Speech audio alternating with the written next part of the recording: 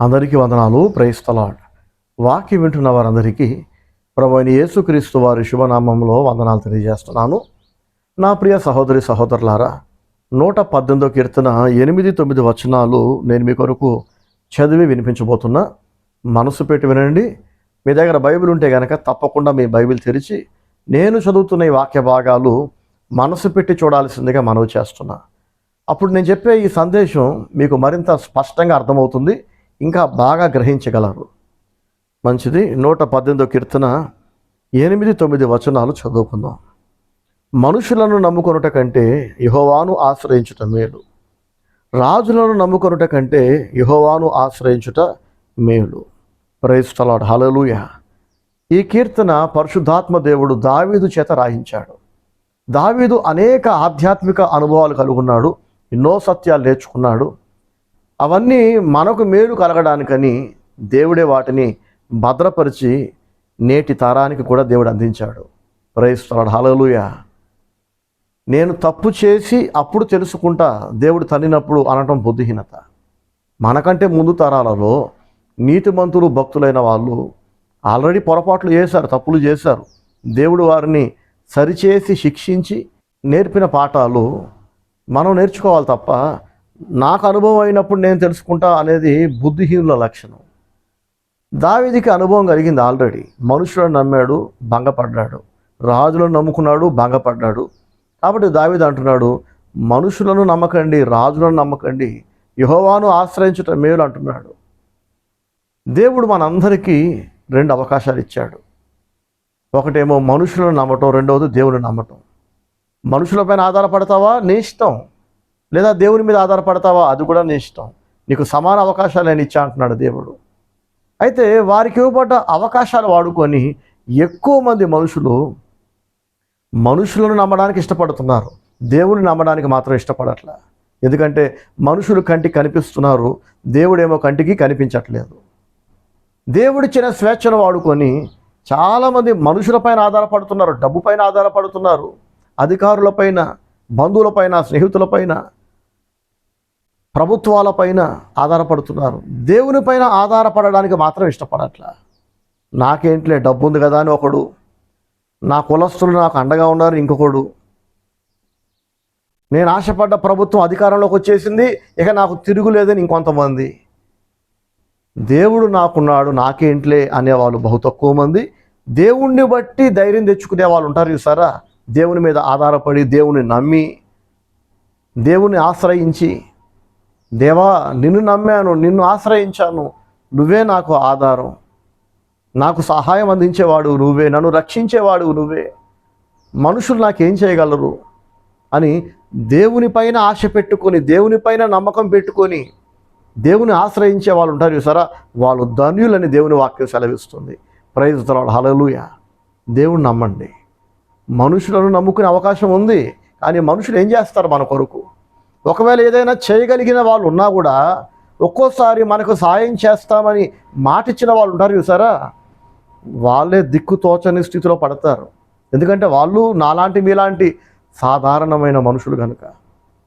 మనకు సాయం చేసే వాళ్ళే ఆపదలో పడితే, వాళ్ళకే సహాయం అవసరం పడితే, వాళ్ళే దిక్కు తోచని స్థితిలో పడితే, ఇక వాళ్ళు మనకెలా సాయం చేస్తారు, మనల్ని ఎలా కాపాడతారు చెప్పండి? కాబట్టి ఏ వ్యక్తి అయినా ఒకవేళ మనకి భరోసా ఇస్తే, ధైర్యం చెబితే, ఆదరిస్తే, నేనున్నా మీ వెంట అని నమ్మకండి. ఒక్కోసారి మాట తప్పుతారు మనుషులు. ఏదో ఆ రోజు అన్నాను కానీ మరి వాళ్ళు కుదరట్లేదు, ఏం చేస్తాం అన్నారు అనుకోండి, ఏం చేయగలం? సాయం చేద్దామని అనుకున్నా, అందుకే మాట ఇచ్చాను, కానీ వాళ్ళు నా పరిస్థితి బాగోలేదు, నేనే దిక్కులేని అయిపోయా, ఇక నీకే సాయం చేయాలని మనకి మాట ఇచ్చిన వాళ్ళు సింపుల్గా మాట తప్పితే భంగపడటం మన వంతు అవుతుంది. మనుషులు మాట తప్పుతారు, కానీ దేవుడు మాట తప్పడు. ఆయన అవునంటే అవును, కాదంటే కాదు. ఆయన చెప్తే చేస్తాడు, మాటిస్తే నెరవేరుస్తాడు. అందుకే దేవుని నమ్ముకున్న వాళ్ళు భంగపడరు, దేవుడు భంగపరచడు. మనం నమ్మిన వ్యక్తులు ఒక్కోసారి మనకి ఉపయోగపడకపోయినా, పనికి రాకపోయినా, సాయం చేద్దాం అనుకున్నా సాయం చేయలేని స్థితిలోకి వాళ్ళు వెళ్ళిపోయినా, దేవుని నమ్మితే కనుక ఒక వ్యక్తిని కాకపోతే మరొక వ్యక్తిని దేవుడు వాడుకొని మనకి రక్షణ అందిస్తాడు, సహాయాన్ని అందిస్తాడు. ఒకవైపు కాకపోతే మరోవైపు, ఏదో ఒక వైపు నుండి దేవుడు మనకి సహాయాన్ని అందిస్తాడు. దేవుని నమ్మండి, దేవుని మీద ఆధారపడండి. మనుషులను నమ్ముకోకండి. కొందరు ఎవరిని నమ్మరు, వాళ్ళే నమ్ముకుంటారు. ఓవర్ కాన్ఫిడెన్స్, సెల్ఫ్ కాన్ఫిడెన్స్ మంచిదే కానీ ఓవర్ కాన్ఫిడెన్స్ అసలు మంచిది కాదు. అతిగా గర్వపడుతుంటారు, అతిశయిస్తుంటారు. నాకు ఇవాళ ఆరోగ్యం బాగుంది, నా చేతిలో డబ్బు ఉంది, నాకు అన్నీ అనుకూలంగా ఉన్నాయి, నేను ఏదనుకుంటే చేయగలుగుతున్నా, నన్ను వ్యతిరేకించిన వాళ్ళందరూ దెబ్బతింటున్నారు, నేను మాత్రం ఎన్ని పాడు పనులు చేసినా పచ్చగానే ఉన్నా, ఎప్పటికీ ఎలాగ ఉంటాను అని తమ్మును తామే అతిగా హెచ్చించుకొని దాదాపు దైవంలా ఫీల్ అవుతారు. ఎవరిని లెక్క చేయరు, ఎవరికి మర్యాద ఎవరు, కాళ్ళు నెత్తికెక్కుతాయి, మాట తీరు మారుతుంది, అమర్యాదగా మాట్లాడటం ప్రారంభిస్తారు. ఏంటి సంగతి అంటే ప్రస్తుతం వారికి అన్నీ అనుకూలంగా ఉన్నాయి. బాగా వినండి, ప్రస్తుతం అంటే ఏంటి? ఇప్పుడు మాత్రమే. ఇప్పుడున్నట్టు అన్ని రోజులు ఉంటాయా చెప్పండి? అన్ని రోజులు ఒకలా ఉండవు కదా. ఊహించని సమయంలో కనురెప్పపాటులో అన్నీ అనుకూలంగా ఉన్నాయి అనే పరిస్థితులు కాస్త తారుమారు అయిపోతాయి, తలకిద్దులు అయిపోతాయి. ఏది అనుకూలంగా లేని పరిస్థితులు వచ్చి పడతాయి. ఊహించని మాయ రోగాలు వస్తాయి. మీరు ఎంత మంచి డైట్ చేసినా, ఎంత ఎక్సర్సైజులు చేసినా, ఫిట్నెస్ పాటించినా ఊహించని సమస్యలు వస్తాయి, ప్రమాదాలు వస్తాయి. దేవుడు రప్పిస్తాడు. నాకేంటిలే డబ్బు ఉంది, నాకేంటిలే ఆరోగ్యం ఉంది, నాకేంటిలే ఫ్యామిలీ ఉంది, బంధువులు ఉన్నారని మనుషులను, డబ్బును, ఆస్తిపాస్తులను లేదా నిన్ను నువ్వే నమ్ముకొని గర్వంగా ఉంటే కనుక భంగపాటు తప్పదు. దేవుని నమ్మి భంగపడ్డ వాళ్ళు ఎవరూ లేరు. దేవుడు తప్పక ఆదుకుంటాడు. చూడండి, ఇర్మియా గ్రంథము 17వ అధ్యాయము 5వ వచనంలో ఎంతో స్పష్టంగా దేవుడు ఇలా హెచ్చరిస్తున్నాడు, మనుషుల్ని వార్నింగ్ ఇస్తున్నాడు దేవుడు. ఈ వార్నింగ్ విని కూడా ఎవడైనా దేవునికి భయపడకుండా అలాగే మనుషులు నమ్ముకుంటున్నాడు అంటే ఇక వాడిని దేవుడు కూడా కాపాడలేడు. చూడండి, ఇర్మియా గ్రంథము 17వ అధ్యాయము 5వ వచనం. యెహోవా ఈలాగు సెలవిచ్చుచున్నాడు, నరులను ఆశ్రయించి శరీరులను తనకు ఆధారముగా చేసుకొనుచు తన హృదయమును యెహోవా మీద నుండి తొలగించుకొనివాడు శాపగ్రస్తుడు. ఎంత చక్కగా దేవుడు హెచ్చరిస్తున్నాడు చూడండి. నరులను ఆశ్రయించి శరీరులను తనకు ఆధారముగా చేసుకొనుచు యెహోవా మీద నుండి తన హృదయమును తొలగించుకొనివాడు శాపగ్రస్తుడు. శాపం అంటే ఎంత భయంకరంగా ఉంటుందో తెలుసా? ఆకలితో ఉన్నవాడు తనకు నచ్చిన ఆహార పదార్థాలు అన్నీ తెచ్చుకొని వండుకొని తిందాం అనుకునే టైంకి అది అనుకోకుండా తనకు కూడా ఆశ్చర్యం కలిగే విధంగా మట్టిపాలు అయిపోయింది అనుకోండి, జారి బోర్లా పడిపోయింది అనుకోండి, ఇక అది ఎత్తి మళ్ళీ తినడానికి కూడా పనికి రాకుండా నేలపాలు అయిపోతే ఎంత బాధ అనిపిస్తుంది కదా. కష్టపడ్డాడు, సమకూర్చుకున్నాడు, వండుకున్నాడు, తినబోయే ముందు అది మట్టిపాలు అయిపోయింది, తినకుండానే అయిపోయింది.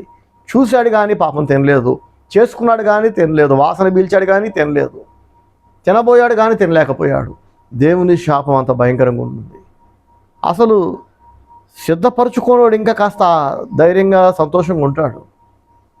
అన్నీ రెడీ చేసుకొని దాన్ని అనుభవించలేకపోతే ఇక ఏం ప్రయోజనం చెప్పండి? చాలామంది సమకూర్చుకుంటారు, కష్టపడతారు, ఆశపడ్డవి అన్నీ తెచ్చుకుంటారు, కానీ వారికి మనశ్శాంతి ఉండదు, సుఖం ఉండదు, నెమ్మది ఉండదు, సంతోషం ఉండదు, కంటి నిండా నిద్ర ఉండదు. మనసులో ఉన్న బాధకి, దుఃఖానికి, ఆవేదనకి తిండి తినబుద్ధి కాదు. తినడానికి, కొనుక్కొని తినడానికి డబ్బు ఉంటుంది, ఇంట్లో ఆహార పదార్థాలు అన్నీ ఉంటాయి, కానీ వండుకోబుద్ధి కాదు, వండుకుంటే తినబుద్ధి కాదు, తింటేనేమో అరగదు, తిన్నది వంట పట్టదు, పడుకుంటే నిద్ర పట్టదు.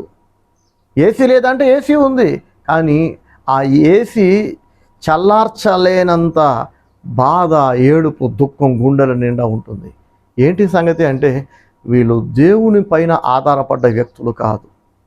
నా ప్రియ సహోదరి సహోదరులారా, మనుషులను నమ్ముకుంటే, డబ్బును నమ్ముకుంటే, దేవుణ్ణి తప్ప ఇంక దేని నమ్ముకున్నా మనకి నెమ్మది ఉండదు, ఆదరణ ఉండదు, సంతోషం ఉండదు. ఈ వాక్యం వింటున్న మీలో ఎవరైనా ఒకవేళ ఎవరు ఓదార్చలేనంత, తీర్చలేనంత దుఃఖంతో, బాధతో, కన్నీటితో కనుక మీరు బాధపడుతున్నట్లయితే మీరు ఖచ్చితంగా ఎక్కడో తప్పు చేస్తున్నారు. దేవుని నమ్మకుండా డబ్బులో, మనుషుల్లో, ఇంకెవరినో నమ్ముకున్నారు. కొందరు ముహూర్తాలు నమ్ముతారు, తిథి నక్షత్రాలు నమ్ముతారు, రాశి ఫలాలు నమ్ముతారు. ఇక మరి వాళ్ళకి దేవుని ఆశీర్వాదం ఎలా ఉంటుంది చెప్పండి? కార్తీక మాసం, ఆషాఢ మాసం అని ఇలా మాసాలు నమ్ముకుంటూ ఉంటారు. ఎదురు చూస్తూ ఉంటారు, క్యాలెండర్ చూసుకుంటూ, తెలుగు క్యాలెండర్లు. మంచి రోజులు ఎప్పుడు వస్తాయో, మంచి ముహూర్తం ఎప్పుడు వస్తుందో. ఈ టైం బాగోలేదు, ఈ ముహూర్తం బాగోలేదని ఇలా దేవుని నమ్మకుండా రాశి ఫలాలను, గ్రహాలను, రత్నాలను, రంగురాళ్లను, రంగు ఉంగరాలను, తాయత్తులను నమ్ముకునేవాడు ఎలా బాగుపడతాడు చెప్పండి? మనుషులు తయారు చేసిన ఈ ఉంగరాల మనల్ని కాపాడేది చెప్పండి? తాయెత్తులు కాపాడతాయా? అమ్మేవాడు 100 చెప్తాడు, ఇంకెవడో చెప్తాడు నేను తాయెత్తు పెట్టుకుంటే నాకు కలిసి వచ్చిందని. చెప్పేవాడికి బుద్ధి లేకపోతే మనకి సిగ్గు శరం ఉండాలి కదా. దేవుణ్ణి నమ్ముకొని బాప్తిసం పొంది బైబిల్ చదువుతూ చర్చికి వెళ్తూ తాయెత్తు పైన ఆధారపడతారా? అమావాస్య కాబట్టి ఇవాళ వద్దు, ఏ పని ప్రారంభించొద్దు అని కొన్ని పనులు ఆపేస్తారు కొంతమంది బుద్ధిహీనులు. మళ్ళీ దేవుని నమ్ముకున్నాం అంటారు. ఇది నమ్మటం కాదండి. దేవుని నమ్ముకున్న వాడికి 365 రోజులు మంచి రోజులే. ఆ రోజు కనుక మీకు అన్నీ అనుకూలంగా ఉంటే మీ పని ప్రారంభించండి. మీతో పాటు చాలామందితో లింక్ ఉంటుంది కదా, అలా అందరికీ అనుకూలంగా ఉన్న రోజు, మంచి వాతావరణం ఉండి మీకు ఆరోగ్యం బాగుండి ఏ ఆటంకం లేనప్పుడు అమావాస్య అని పని ఆపకండి, పౌర్ణమని మొదలు పెట్టకండి. మంచి రోజులు చెడ్డ రోజులు అనేవి లేదు. దేవుని నమ్ముకున్న వాడికి అన్ని రోజులు మంచి రోజులే. దేవుని నమ్మకుండా మనుషులను, రంగురాళ్లను, రాశి ఫలాలను, తాయెత్తులు నమ్ముకునే వాడికి అన్ని రోజులు చెడ్డ రోజులే. వాడిని దయాలు మోసం చేస్తాయి, మనుషులు మోసం చేస్తారు, వాడి మనసే వాడిని మోసం చేస్తుంది. సో మీలో ఎవరైనా ఒకవేళ నెమ్మది లేకుండా దుఃఖంతో కనుక బాధపడుతున్నట్లయితే ఇక మీదటైనా మారండి. ఇక మీదటైనా దేవుని నమ్ముకోండి, దేవుని మీద ఆధారపడండి. దేవుని నమ్మిన వాడికి పరిస్థితులు అనుకూలంగా లేకపోయినా, చేతిలో డబ్బు లేకపోయినా, అవసరాలన్నీ ఇంకా ఎన్నో ఉన్నా, బాధలున్నా, కష్టాలున్నా, పరిశుద్ధాత్మ దేవుని వలన కలిగే ఆదరణ వాడికి తృప్తిగా నిద్రపోయేలా చేస్తుంది. దేవుడే కంటి నిండా నిద్రిస్తాడు. అన్ని బాధలు ఉన్నాయి, అవసరాలు ఉన్నాయి, అప్పులు ఉన్నాయి, లేదా ఆర్థిక సమస్యలు ఉన్నాయి. ఎలా నిద్రపడుతున్నారా నీకంటే నా దేవుడు ఉన్నాడు, ఈ అప్పుల నుంచి ఆయన విడిపిస్తాడు, ఆర్థిక సమస్యల నుంచి ఆయన విడిపిస్తాడు. ఏ బాధ ఉంటే ఆ బాధ దేవుని దగ్గర మొరపెట్ట, దేవుని సహాయం కొరకు ఎదురు చూస్తున్నా తప్పక ఆయన ఆదుకుంటాడనే నిరీక్షణ దేవుని బిడ్డలకు ఉంటుంది. ఇది భక్తిహీనులకు ఉండదు. అర్థమవుతుందా? దేవుని నమ్మిన వాడు అందుకే ఎన్నో బాధల మధ్యలో, అనేక శ్రమల మధ్యలో, కష్టాల మధ్యలో తృప్తిగా ఉన్నది తింటాడు, లేని దాని గురించి అసంతృప్తి చెందడు. దేవుడు ఎదిస్తే అది సనగటం, గొనగటం, ఏదో తిందామనుకున్నా కానీ ఇదే తినాల్సి వస్తుంది, వాళ్ళైతే అది తింటున్నారు నేనైతే ఇదే తినాల్సి వస్తుందని సనిగే వాళ్ళని, గునిగే వాళ్ళని చూస్తే బాధ అనిపిస్తుంది. అసంతృప్తి.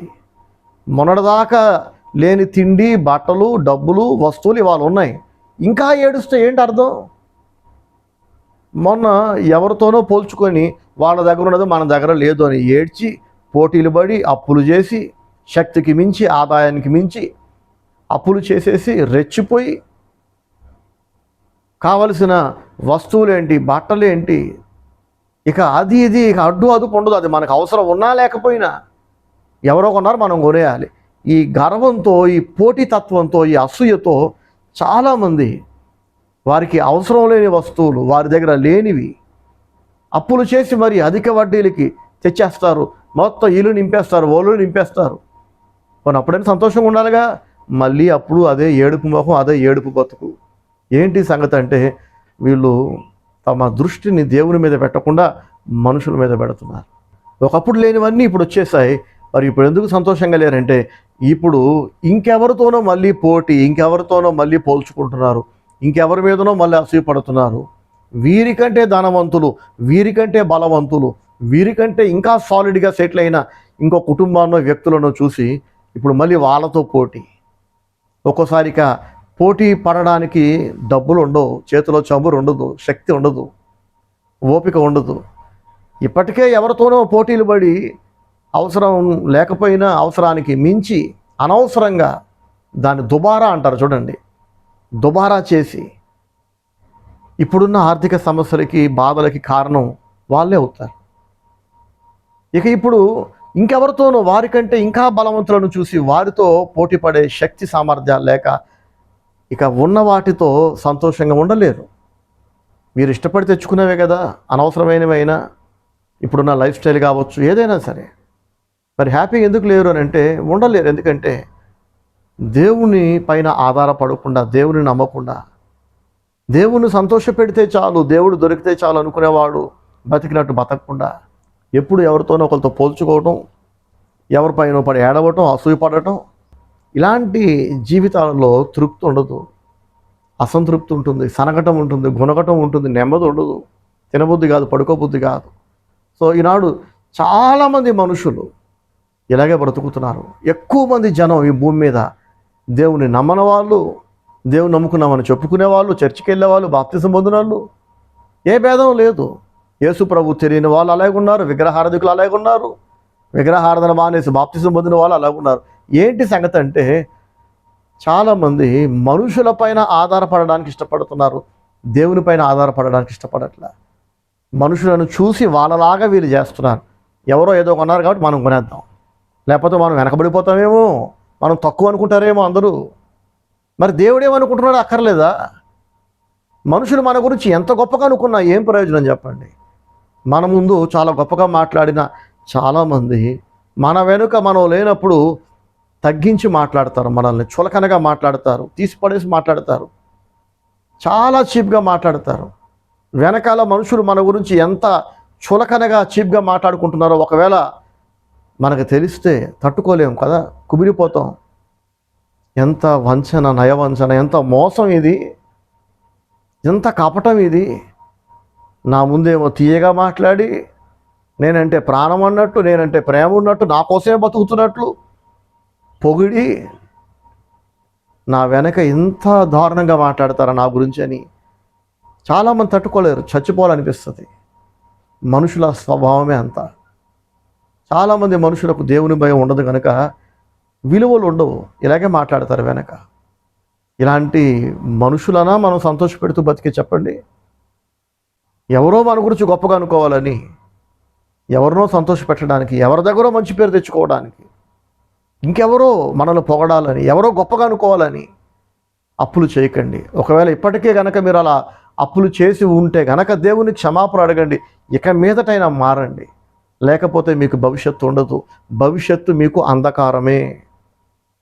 ఒకసారి కాగితం తీసుకొని రాసుకోండి వరుసగా, ఇప్పటిదాకా నేను కొన్న వస్తువులు దేవుని మహిమ కొరకు కొన్నది అంతా, దేవుని మహిమ కొరకు కొనవేన్ని, మనుషులందరి ముందు నేను గొప్ప వ్యక్తిని అనిపించుకోవడానికి, నా కుటుంబం ఏదో గొప్ప కుటుంబం అనిపించుకోవడానికి కొన్న వస్తువులేని మీరే రాసుకోండి కాగితం పైన.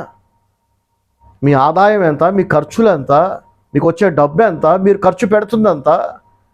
ఎప్పుడైతే ఆదాయానికి మించి ఖర్చులు ఉంటాయో అప్పుడు మనుషులకైనా ప్రభుత్వాలకైనా అప్పులు పెరుగుతాయి.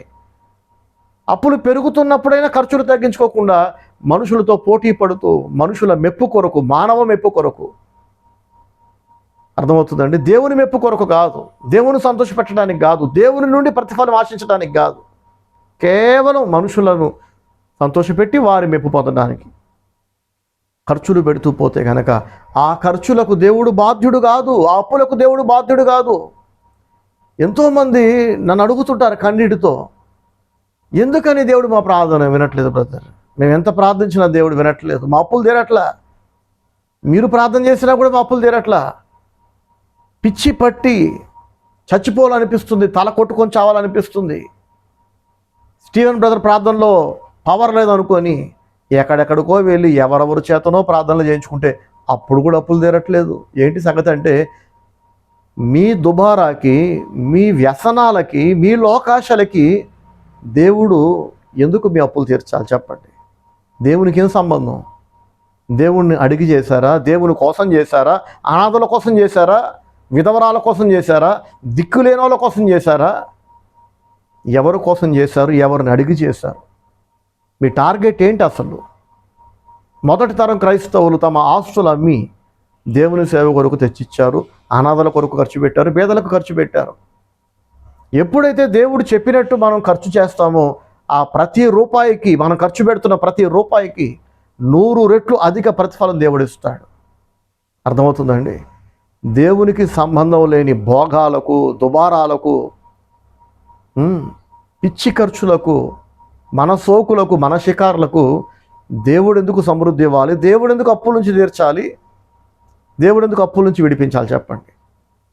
నన్ను అడుగుతుంటారు చాలామంది, ఏంటి బ్రదర్ మీరు ప్రార్థన చేసినా మా బాధలు తీరట్లేదంటే అవి దేవునితో సంబంధం లేని మీ లోకాశలకు మీరు తెచ్చిపెట్టుకున్న కష్టాలకు దేవుడు బాధ్యుడు కాదు. ఇక మీదటనైనా పశ్చాత్తాపడి మారు మనసు పొంది దేవుని దగ్గర ఒప్పుకోండి. ప్రభువా, నిజమే నాయన, నీకోసం నేనేం చేయలేదు, నా కోసం కూడా నేనేం చేయలేదు, కేవలం మంది కొరకు చేశా, మందిని మెప్పించడానికి, మందిని సంతోషపెట్టడానికి, కేవలం మనుషుల మెప్పు కొరకు. ఎక్కువ డబ్బులుంటే, ఎక్కువ వస్తువులు ఉంటే, ఎక్కువ ఆడంబరాలు ఉంటే ఎక్కువ మంది స్నేహితులు అవుతారా? నెత్తిని కొట్టుకోటాక ఆ స్నేహితులు. నా దగ్గర డబ్బు లేదని తెలిసినా, వస్తువులు లేవని తెలిసినా, ఆస్తులు లేవని తెలిసినా, ఏమీ లేకపోయినా నన్నుగా ప్రేమించే స్నేహితులు, బంధువులే నాకు కావాలి, మీకు కావాలి. అవునా కాదండి? అన్నీ బాగుంటేనేమో మావాడని చెప్పి, ఏది బాగోకపోతే పరాయి వాళ్ళ చూసే దరిద్రుల కోసం మనం ఎందుకు ఖర్చులు చేయాలి, అప్పులు చేయాలి? అలాంటి నీచుల దగ్గరకు మనం ఎందుకు వెళ్ళాలి? అలాంటి దుర్మార్గులను మన ఇంటికి ఎందుకు పిలవాలి? అసలు అలాంటి పాపిష్టి మనుషుల ఫోన్ నెంబర్లు మన కాంటాక్ట్స్ ఎందుకు ఉండాలి? మనం ఎందుకు ఫోన్ చేయాలి? వాళ్ళు చేస్తే ఎందుకు లిఫ్ట్ చేయాలి చెప్పండి? దేవుణ్ణి నమ్ముకున్నవాడు, దేవునిపైన ఆధారపడ్డవాడు మాత్రమే నాలాగా మాట్లాడగలడు. అందుకే దావీదు చేత దేవుడు ఇంత స్పష్టంగా రాయించాడు. 118వ కీర్తన 8-9 వచనాల్లో. మరోసారి మనం చదువుకుందాం, మనసు పెట్టి వినండి. మనుషులను నమ్ముకున్నట కంటే యెహోవాను ఆశ్రయించుట మేలు, రాజులను నమ్ముకున్నట కంటే యెహోవాను ఆశ్రయించుట మేలు. నా ప్రియ సహోదరి సహోదరులారా, గతంలో ఎంతోమంది అనుభవాలు నేను విన్నాను, నాకు అనుభవం అయింది. ఎవరినో సంతోషపెట్టడానికి శక్తికి మించి, ఆదాయానికి మించి అప్పు చేసి మరి ఒక వస్తువో ఏదో కొన్నాం అనుకోండి, ఎవరినో సంతోషపెట్టడానికి. ఎవరి కొరకు మనం అప్పు చేసామో, ఎవరి కొరకు ఖర్చు చేసామో, ఎవరి ఆనందం కొరకు, ఎవరి మెప్పు కొరకు మనం అప్పుల పాలైపోయామో, వాళ్ళే మనల్ని పిచ్చోళ్ళ చూసి మనల్ని వదిలి వెళ్ళిపోతుంటారు. మీకు ఎప్పుడైనా అయిందా ఈ అనుభవము? వీళ్ళు వెళ్ళిపోతారని తెలిస్తే వీళ్ళ కొరకు ఇంత ఖర్చు చేయం కదా, ఇన్ని అప్పులు చేయం కదా అని బాధపడ్డ సందర్భం ఎప్పుడైనా మీకు వచ్చిందా? ఖచ్చితంగా అందరికీ ఏదో ఒక సందర్భంలో వస్తుంది. మనుషులం కనుక పొరపాట్లు చేస్తాం, తప్పులు చేస్తాం అని బతుకంతా తప్పులే చేస్తూ పోతే, బతుకంతా పొరపాట్లే చేస్తూ పోతే దేవుడు క్షమిస్తూ కూర్చుంటాడా చెప్పండి? గతంలో ఒకసారి ఆదాయానికి మించి, శక్తికి మించి అప్పు చేసాం, దేవుడు తీర్చాడు. తప్పైంది ప్రభు అని పశ్చాత్తాపడగానే మళ్ళీ అనవసరంగా దేవునికి మహిమ లేని, దేవుని సేవకు పనికిరాని, అనాథాలకు ఉపయోగపడనిది ఇంకేదో మనుషుల కొరకు మనం అప్పు చేసాం, ఖర్చు చేసాం, పీకల్లోతు ఊబిలో దిగిపోయాం. మళ్ళీ పేతురుని పైకి లేపినట్టు దేవుడు మనల్ని పైకి లేపాడు అనుకోండి. సముద్రంలో మునిగిపోతున్న పేతురుని చేయి చాపి యేసయ్య రక్షించలేదా? మునిగిపోకుండా కాపాడలేదా? అలా అందరినీ దేవుడు కాపాడుతాడు. కానీ ఎన్నిసార్లు కాపాడాలి? మనకి బుద్ధి రాకపోతే, మనకి సిగ్గు రాకపోతే, మనం మారకపోతే, మనలో మారు మనసు లేకపోతే, పాత తప్పులే మళ్ళీ మళ్ళీ చేస్తూ మళ్ళీ అవే పొరపాట్లు, మళ్ళీ అవే తప్పులు. ఏంటి ఆ తప్పులు అంటే మనుషులను నమ్మటం, మనుషులపైన ఆధారపడటం, మనుషుల మెప్పు కొరకు బతకటం, మనుషులను సంతోషపెడుతూ బతకటం, దేవుని కొరకు కాదు. ప్రభుత్వాలపైన ఆధారపడటం కూడా అంతే తప్పండి. ప్రస్తుతం మనం చూస్తున్నాం, ప్రతి 5 ఏళ్లకు కొత్త ప్రభుత్వం వస్తుంది. రీజన్ ఏంటంటే ఎంతో ఆశతో ఒక ప్రభుత్వానికి మనం ఓటేసి తెచ్చుకుంటాం, ఒక ప్రభుత్వాన్ని కదా. మనం తెచ్చుకున్న ప్రభుత్వమే ఎక్కువ మంది ఎవరికి ఓటేస్తారో ఆ ప్రభుత్వం అధికారంలోకి వస్తుంది. ఇది మనకు తెలిసిన సత్యం. మరి మనం కోరుకున్న ప్రభుత్వం వలన మనకి నెమ్మది లేక 5 ఏళ్ల తర్వాత ఈ ప్రభుత్వాన్ని దించి, ఓడించి మళ్ళీ కొత్త ప్రభుత్వాన్ని తెచ్చుకుంటున్నాం. అప్పుడైనా సంతోషంగా మనుషులు అంటే మళ్ళీ అప్పుడు అసంతృప్తి. దేవుని వాక్యం అంటుంది, రాజులను కూడా నమ్మకండి. రాజులంటే ఎవరు? ప్రభుత్వ అధినేతలు. ప్రభుత్వాలపైన ఆధారపడకండి. ఏ రాజు మనకే మేలు చేయడు, ఏ ప్రభుత్వం మనకే మేలు చేయదు. దేవుని నమ్మండి. అప్పుడు ప్రభుత్వాలు మారినా మనకు సహాయం అందుతూనే ఉంటుంది. అధికారంలో ఏ వ్యక్తి అయినా ఉండనివ్వండి, సీఎంగా, పిఎంగా, దేవుని నమ్మిన వాడికి రక్షణ ఉంటుంది, సహాయం అందుతుంది, ఆదరణ ఉంటుంది. దేవుడు ఏదో ఒక వైపు నుండి మనల్ని ఆదరిస్తాడు, సహాయం అందిస్తాడు. అంతే తప్ప నేను నమ్మిన వ్యక్తి గెలిచాడు, నేను ఆశపడ్డ ప్రభుత్వం అధికారంలోకి వచ్చింది, ఇక నాకు తిరుగులేదనుకుంటే వాడు బొక్క బొరలో పడతాడు. 2009 సంవత్సరంలో 2వసారి సీఎంగా ప్రమాణ స్వీకారం చేసిన డాక్టర్ వైఎస్ రాజశేఖర రెడ్డి గారు, ఆయన పైన ఎంతమంది ఆశ పెట్టుకుని ఉండుంటారండి కదా. 2వసారి సీఎం అయ్యాడు మా మనిషి. మళ్ళీ మా ప్రభుత్వం వచ్చింది, కాంట్రాక్టులన్నీ మాకే, మాకు సహాయం అందుతుంది ప్రభుత్వం నుండి అని ప్రభుత్వం పైన, సీఎం పైన, అధికారుల పైన కోటి ఆశలతో, గంపెడు ఆశలతో ఉన్న లెక్కలేనంత మంది ఆశలు, అడి ఆశలు చేస్తూ సీఎం చనిపోయాడు కదండి. ఎవరు ఎక్స్పెక్ట్ చేశారు చెప్పండి? 2009 సంవత్సరంలో రెండవసారి సీఎం అయిన తర్వాత డాక్టర్ వైఎస్ రాజశేఖర రెడ్డి గారు హెలికాప్టర్ క్రాష్లో చనిపోతారని ఎవరైనా ఎక్స్పెక్ట్ చేశారు? అసలు గెలిపించుకున్న వ్యక్తి అధికారంలోకి అయితే వచ్చారు, ప్రమాణ స్వీకారం చేశారు, కానీ 5 ఏళ్ళు పరిపాలించకుండానే చనిపోయారు. శత్రువులేమో ఎగతాళి చేస్తూ మాట్లాడతారు, శ్రేయభిలాషులంతా దుఃఖంలో మునిగిపోతారు. కానీ ఇక్కడ నేను చెప్పదలుచుకుంది ఏంటంటే, రాజులకే దిక్కు లేదు. ఇవాళ రాజులా ఉన్న వ్యక్తి రేపు మనకంటే దయనీయమైన స్థితిలో ఉండొచ్చు. మనం నమ్మిన ప్రభుత్వం వలన మనకి రవ్వంత ప్రయోజనం కలగదని నేను చెప్తున్నా. మనుషులను నమ్ముకున్నా, రాజులను నమ్ముకున్నా భంగపాటు తప్పదు. దేవుని నమ్మండి, దేవునిపైన ఆధారపడండి, దేవునికి భయపడండి, దేవుని చిత్తం ఏంటో తెలుసుకొని దేవుని చిత్తాన్ని జరిగించండి, దేవునికి ఫస్ట్ ప్లేస్ ఇవ్వండి. దేవుని దగ్గర పొదుపు చేయకండి. పనికి మాలిన పొదుపు, పనికి మాలిన పిసినారితనం మొత్తం దేవుని దగ్గర చేస్తారు కొంతమంది. తిండి దగ్గర అడ్డు అదుపు ఉండదు, బట్టల దగ్గర అడ్డు అదుపు ఉండదు. ఖరీదైన ఫోను, ఖరీదైన అద్దాలు, అంత ఖర్చు పెట్టి ఫోన్లు, అద్దాలు కొనాల్సిన అవసరం లేదు. దేనికిరా దేవుడు మురిసిపోతాడా అని అంటే కాదండి. ఖరీదైన ఫోన్ చేతిలో ఉంటే, ఖరీదైన అద్దాలు కళ్ళకుంటే, కాస్ట్లీ బూట్లు చెప్పులు కాళ్ళకుంటే ఏమవుద్ది? దేవుడు సంతోషపడతాడా? కాదు. మనుషులు సంతోషపడతారు, మనుషులు నీకు ఎక్కువ మర్యాద ఇస్తారు, నీ వెనకాల తిట్టుకుంటారు. మనకు కావాల్సింది అదే కదా. వెనకాల అమనాభూతులు తిట్టుకున్నా పర్వాలా, ముందు మాత్రం ఒక ఫేక్ స్మైల్ ఇస్తే చాలు, ముందు మాత్రం ఫేక్ రెస్పెక్ట్ ఇస్తే చాలు. దేవుణ్ణి నమ్మినప్పుడు ఈ పాపిష్టి ఖర్చులు, పనికిమాలిన ఖర్చులు, సోకుల పైన పెట్టే ఖర్చులు, తల మొదలుకొని అరికాలు దాకా, తల మీద టోపీ నుంచి కాలగేసుకున్న చెప్పుల దాకా, అవసరం లేకపోయినా మనుషుల ముందు మెప్పు కొరకు, ఘనత కొరకు, డబ్బు లేకపోయినా అప్పు చేసి మరి, ఆ స్థాయి లేకపోయినా దేనికో అర్థం కాదు. దేవుని నమ్మినప్పుడు, దేవునిపైన ఆధారపడ్డప్పుడు, ఆయన మనల్ని హెచ్చించినప్పుడు, నీ చెప్పులు ఎలా ఉన్నా, నీ చేతిలో ఫోన్ ఎలా ఉన్నా, నీ కంటికి అద్దాలు ఎలా ఉన్నా, నీ ఒంటి మీద బట్టలు ఎలా ఉన్నా, మనుషులు నీ ముందు సాగిలపడేలా దేవుడు చేస్తాడు. ఆమెనందావా? దేవుని వాక్యం ఇస్తున్న వాగ్దానం ఇది. ఇది అర్థం కాని వెర్రి మనుషులు, పిచ్చి మనుషులు, బుద్ధిహీనులు డబ్బుని, వస్తువులను, బట్టలను, సోకులను, వీటినే నమ్ముకుంటారు. తెలియనప్పుడు చెప్తే వినాలి, చెప్పినా వినలేదంటే కానీ బుద్ధిహీనులు అంటారు ఇంకా కదా. మళ్ళీ దేవుడు వినట్లా, దేవుడు కాపాడట్లేదంటే ఇక దేవుడికి పని పాట లేదా? నీ ఇష్టం వచ్చినట్టు నువ్వు డబ్బుని, మనుషులను, వస్తువులను, ఆస్తిపాస్తులను నమ్ముకొని వాటిని ఆధారం చేసుకుని బ్రతుకుతూ యెహోవా మీద నుండి నీ హృదయాన్ని తిప్పేసి వాటిపైన మనసు పెట్టుకొని ఆఖరికి వచ్చి దేవుని నిందిస్తే, దేవుని సేవకుడిని నిందిస్తే దేవునికి పోయేదే ఉండదు, దేవుని సేవకుడికి పోయేదే ఉండదు. మనకు అర్థమవుతుందా? మనుషులను నమ్ముకునేవాడు భంగపడక తప్పదు. సో ప్రభుత్వాలను కూడా నమ్మకూడదు. రాజులను నమ్ముకున్నట కంటే యెహోవాను ఆశ్రయించటం మేలని వ్రాయబడి ఉంది బైబిల్లో. ఏ వ్యక్తినైనా కనుక మనం అధికంగా నమ్మామంటే, వెనకేసుకొచ్చామంటే, నెత్తిని పెట్టుకున్నామంటే వాళ్ళ వల్లే పరుగు పోతుంది, వాళ్ళ వల్లే తలెత్తుకోలేకుండా అవుతుంది, వాళ్ళ వల్ల అవమానాలు మిగులుతాయి. ఏ మనిషి పైన మనసు పెట్టుకోకండి, ఏ వ్యక్తి పైన ప్రేమ పెంచుకోకండి, ఎవరిపైన ఆధారపడకండి, ఎవరి గురించి కూడా వీళ్ళు ఉన్నారు నాకేంట్లని మాత్రం అనుకోకండి. మీ టైం వేస్ట్ అవుతుంది, డబ్బు వేస్ట్ అవుతుంది. ఎవరినో మనసులో పెట్టుకొని వాళ్ళని ఇంప్రెస్ చేయడానికో, వాళ్ళ ముందు ఫోజులు కొట్టడానికో రూపాయి కూడా ఖర్చు చేయకండి. ఆ రూపాయి మట్టిపాలైనట్టే, దేవుడు మీకు ఇవ్వడు. ఇంకా మంచి విత్తనమే అయినా మంచి నేలలో పడినప్పుడే అది 100 అంతులు ఫలించింది కదా.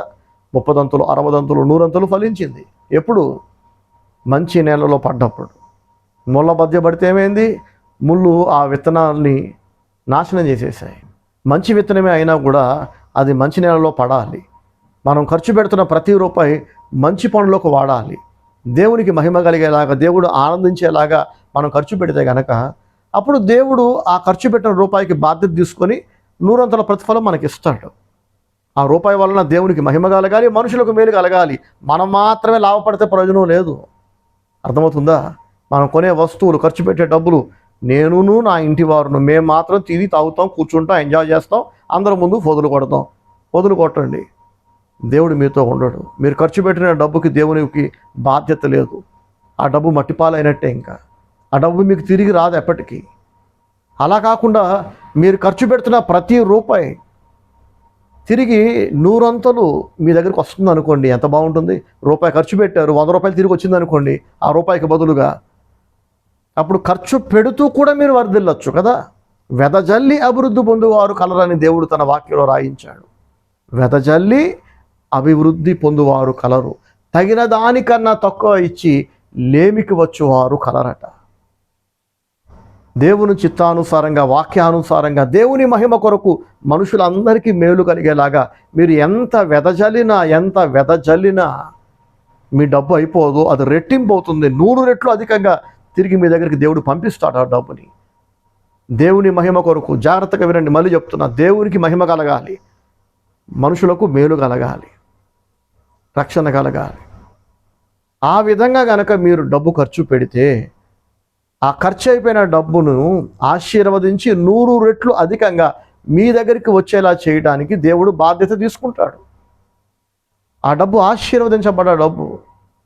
అలా కాకుండా ఎవరినో సంతోష పెడదామని ఒక వస్తువు కొన్నారు, దేవునికి దాంతో సంబంధం లేదు, అందులో దేవునికి మహిమ లేదు. ఇంకెవరి ముందో మీరు గొప్పలు అనిపించుకోవడానికి, ఫోజులు కొట్టడానికి బట్టలో, ఫోను, అద్దాలో, చెప్పులో, ఇలా ఖర్చు పెట్టిన డబ్బుకి దేవునికి సంబంధం లేదు. ఆ డబ్బు మట్టిపాలు అయినట్టే, బూడిదపాలు అయినట్టే. అవి తిరిగి రావు, ఎప్పటికీ రావు. మీరు ఎంత ప్రార్థించినా, ఉపవాసం ఉన్నా, ఎంతమందితో ప్రార్థన చేయించుకున్నా, దేవుని సేవకుడిగా చెప్తున్నా, ఆ డబ్బు మట్టిపాలు అయినట్టే. మంచి విత్తనము మంచి నేలలో పడినప్పుడే అది 30 దంతులుగా, 60 దంతులుగా, 100 దంతులుగా ఫలించిందని యేసే చెప్పారు కదా. మంచి విత్తనము రాతి నేల మీద పడితే మొలకెత్తింది, కానీ అది చచ్చిపోయిందంట ఎండ గట్టిగా కొట్టినప్పుడు. త్రోవ పక్కన పడితే పక్షులు తినేసే విత్తనాలని. మంచి విత్తనాలే, కానీ మంచి నేలలోనే పడాలి. మంచి విత్తనాలు వెళ్ళి కొన్ని ముళ్ళ తుప్పల మధ్యలో పడితే మొలకలైతే వచ్చాయి, కానీ ఏం ప్రయోజనం? ఆ ముళ్ళ తుప్పలు వాటిని అణిచివేశాయట. విత్తనాలు వేస్తూ మంచి నేలలో వేయకపోతే ఏం ప్రయోజనం చెప్పండి. చాలామంది ఖర్చు పెడుతూ ఆ ఖర్చు పెట్టిన డబ్బు దేవుడు మనకు పంపిస్తాడు, మళ్ళీ దీవిస్తాడనే ఆశతో ఎదురు చూస్తున్న దేవుడు ఎందుకు జవాబు ఇవ్వడంటే, వాళ్ళు ఖర్చు పెట్టిన డబ్బు దేవుని కొరకు ఖర్చు పెట్టింది కాదు. సరే, దేవుని కొరకు కాదు, ఏ మనిషికైనా ప్రయోజనం ఉందా వాటితో? నాకు నా ఇంటి వారికి ప్రయోజనం ఉందంటే కనుక దేవుడు తంతాడు పట్టుకొని. నువ్వు ఏం చేసినా గుర్తుపెట్టుకో, దేవునికి ఉపయోగపడాలి, సాటి మనుషులకు కూడా పనికి రావాలి. ఒకసారి నా ఇంటికి వచ్చి చూడండి, అవకాశం ఉన్న వాళ్ళందరూ. ఒక్క వస్తువు కూడా కేవలం మాకు మాత్రమే పనికొచ్చేది ఉండదు ఇంట్లో. దేవునికి మహిమ కలగాలి, దేవునికి పనికొచ్చేవి ఉంటాయి, మాతో పాటు అనేక మందికి పనికొచ్చే వస్తువులు, ఎవరికైనా ఉపయోగపడేలాంటివి నేను కొన్నాను. కారణం ఏంటంటే, అలా గనక మనం కొంటే, అలా గనక మనం ఖర్చు పెడితే వస్తువులు వస్తాయి, ఖర్చు పెట్టిన డబ్బు తిరిగి మళ్ళీ మనకు వచ్చేస్తుంది. దేవుడు పంపిస్తాడు, ఇస్తాడు, పైగా 100 రెట్లు అధికంగా పంపిస్తాడు. అర్థమవుతుందా? ఖర్చు పెట్టిన రూపాయి అయితే 100 రూపాయలు దేవుడు పంపిస్తాడు. అప్పుడేమవుద్ది? ఖర్చు పెడుతూ మనం ఐశ్వర్యవంతులం అవుతాం, ధనవంతులం అవుతాం, గొప్ప వాళ్ళం అవుతాం. లేకపోతే ఖర్చు పెడుతూ పెడుతూ అంతకంతకు పేదవాళ్ళుగా మారిపోతారు. సరే, ఏదేమైనా 1 రూపాయి ఖర్చు పెట్టినా, ఒక వస్తువు కొన్నా, ఏం చేసినా, మీరు భోజనం చేసినా, పానం చేసినా దేవుని మహిమ కొరకు దేవుడు చేయమన్నాడు కదా. దేవుని మెప్పించడానికి, దేవుణ్ణి సంతోషపెట్టడానికి, దేవుని కరుణ, దేవుని కృప, దేవుని దయ మీ పైన కురవాలనే ఆశతో చేయండి. అప్పుడు దేవుడు మీతో ఉంటాడు, దేవుని ఆశీర్వాదం మీ మీద ఉంటుంది, మీరు సంతోషంగా ఉంటారు. తినాలనిపిస్తుంది, తిన్నది వంటకు పడుతుంది, పడుకోగానే నిద్రపడుతుంది. ఎన్ని బాధలున్నా, ఇంకా ఎన్ని అవసరాలున్నా, ఎన్ని కష్టాలున్నా మీకు నా దేవుడు నాతో ఉన్నాడన్న ధైర్యం, ఆదరణ దేవుడు ఇస్తాడు. చూడండి, ఆదుకునేవాడు పక్కనే ఉన్నప్పుడు ఇక ఆటోమేటిక్గా ధైర్యం ఉంటాం కదా. కానీ ఆ ఆదుకునేవాడు మనిషి అని మాత్రం మీరు ఫిక్స్ అవ్వకండి. మనుషులు నమ్ముకుంటే శాపగ్రస్తులు అన్నాడు దేవుడు. ఎంతోమంది శపించబడడానికి కారణం ఇదే. మనుషులను నమ్ముతున్నారు, మనుషులపైన ఆధారపడుతున్నారు, మనుషులను సంతోషపెడుతున్నారు, మనుషులు మెప్పిస్తున్నారు. ఇలా బ్రతికితే మరి శాపగ్రస్తులం కాక ఏమవుతుంది చెప్పండి? ఎవడు ఏమనుకున్నా పర్వాలా, ఎవరు బాధపడ్డా, ఎవరు హట్ అయినా, ఎవరు వెళ్ళిపోయినా దేవునికి నచ్చినట్టే నేను బతుకుతా, దేవునికి ఫస్ట్ ప్లేస్ ఇస్తా, నాకు దేవుడు ముఖ్యం. ₹1 ఖర్చు పెట్టేటప్పుడు 1కి 100 సార్లు ఆలోచిస్తా నేను. ఎందుకంటే అది దీవించబడ్డదై ఉండాలి. ఆ ఖర్చు పెట్టే డబ్బు, ఖర్చు పెట్టే టైము. పనికి మాలిన పోరంబోకుల కోసం, యూజ్లెస్ పీపుల్ కొరకు మీ వాట్సాప్ని, మీ ఫోన్ని, మీ ట్రావెలింగ్ కనుక వాడారనుకోండి, భక్తిహీనుల ఇళ్ళకి వెళ్ళినా, భక్తిహీనులను ఇంటికి పిలిచినా, వాళ్ళకి భోజనం పెట్టినా, బంధువులు అండి, ఏం చేస్తాం? భక్తిహీనులే కానీ బంధువులు, రక్త సంబంధికులు. మంచిది, వాళ్ళ పాపంలో మీరు కూడా దేవుడు షేరిస్తాడు, అనుభవించండి.